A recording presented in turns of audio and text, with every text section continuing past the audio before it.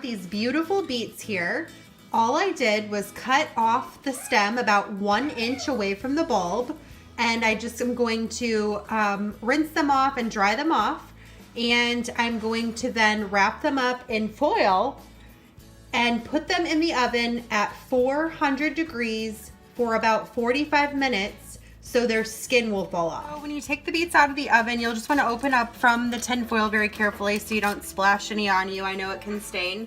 And then you'll just want to take a knife and stick it in, and if it goes in pretty smoothly, then you know the beets are pretty tender and good.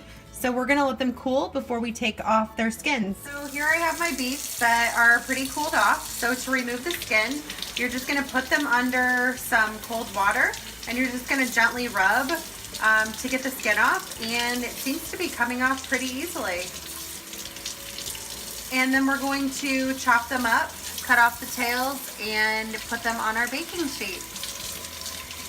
So I'm gonna chop up about 2 sweet potatoes to go with my roasted beets. So I'm gonna chop them up in about 1 inch rectangle chunks like this, and push them to the side. So when my beets are ready, I'm gonna be baking them with the sweet potato.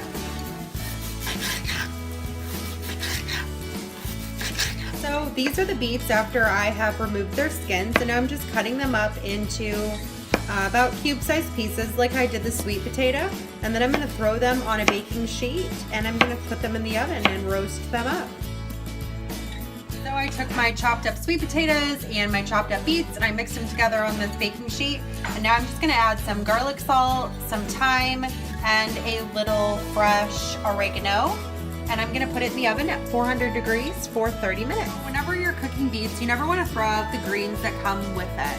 So what I do is I chop off the purple stem from the green, and I'm going to just chop these up pretty finely, and I'll eventually be sauteing them in a saute pan with probably some quinoa that's left over in my fridge. And then I am going to take out the vine from the green leaf. And this can be done just pretty easily by just pulling it off like this.